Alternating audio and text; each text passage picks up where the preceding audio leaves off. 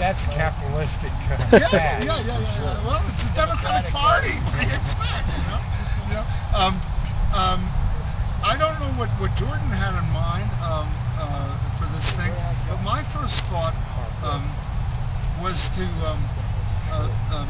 I've been involved in the last. I have nothing planned. I want you to do whatever you want to do. Thank you.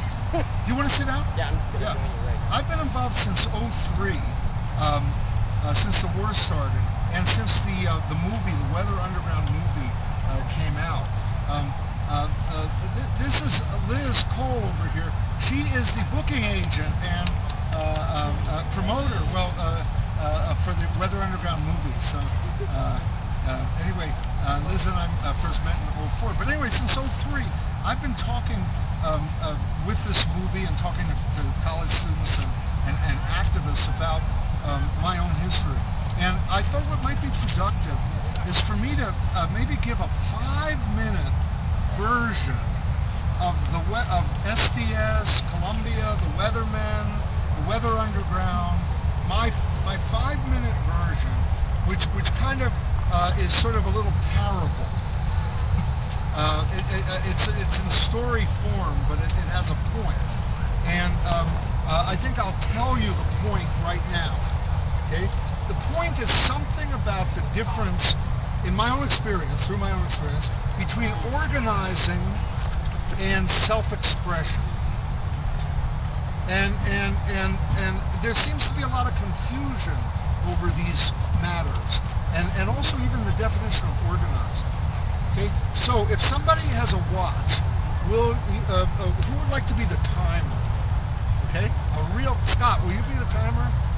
This is Scott Bybin from the Lost Film Festival, and he's on the road a lot with Anarchist Films. You're going to be showing tomorrow, right? And tonight.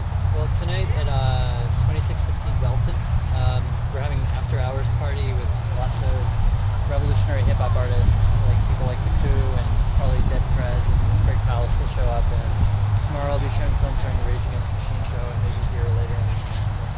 Where's that at? 2615 Welton. Yeah, if you're interested, come and talk to me.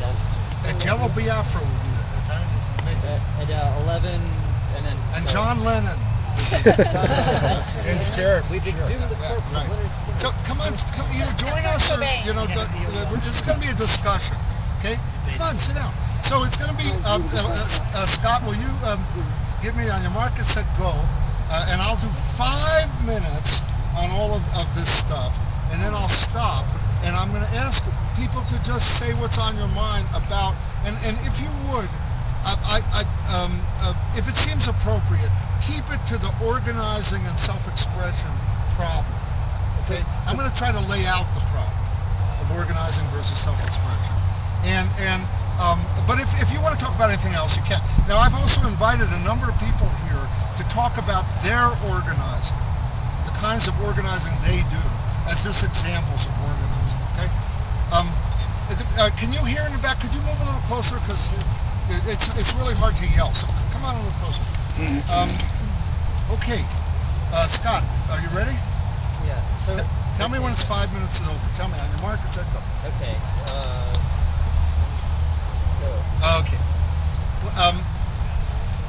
When I turned 18 in 1965, 1965 was the moment when the United States escalated the war in Vietnam to use main force troops. I was a freshman at Columbia University in the fall. In June of '65, I registered for the draft. I was 18, and I went down to my draft board and signed up. I did not have a leftist background. I wasn't an activist in any way. I didn't know any. Although I had grown up watching the civil rights movement on the tube, and I started reading the beat poets and the Village Voice. I lived in New Jersey, and all of this kind of culture.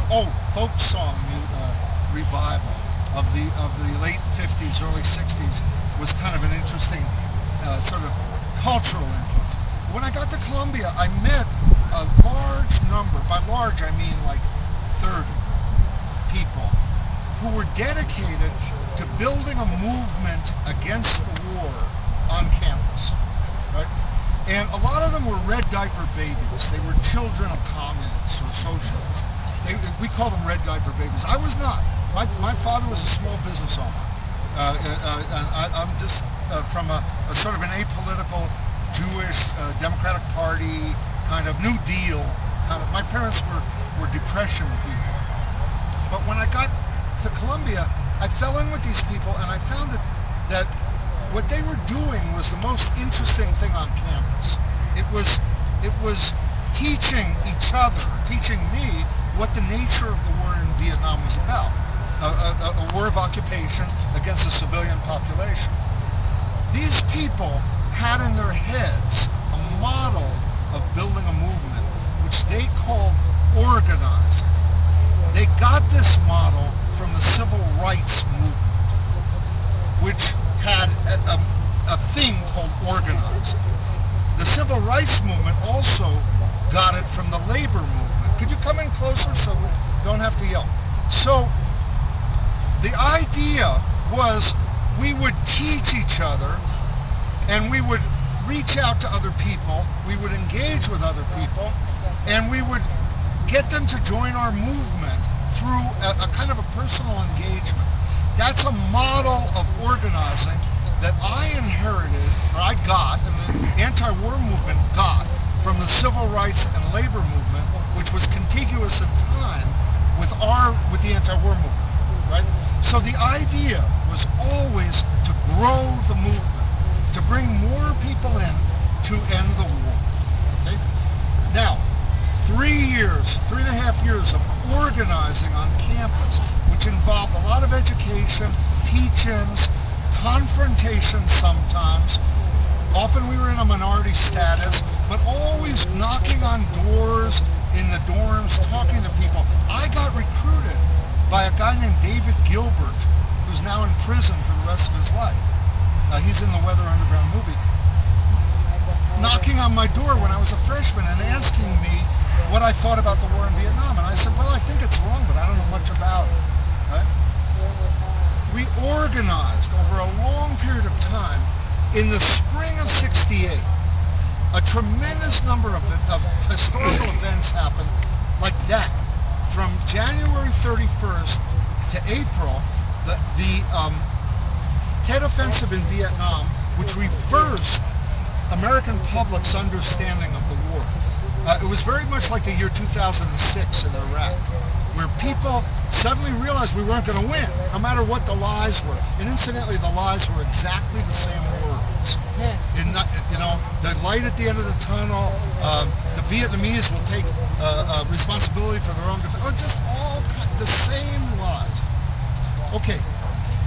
Martin Luther King was assassinated on April 4th of 1968. In March and April, Columbia SDS, the chapter of SDS, I can talk about SDS if you want, but joined in a coalition with the black students on campus to oppose, and the community, to oppose the building of a gym. So that was symbolized the racism of the institution.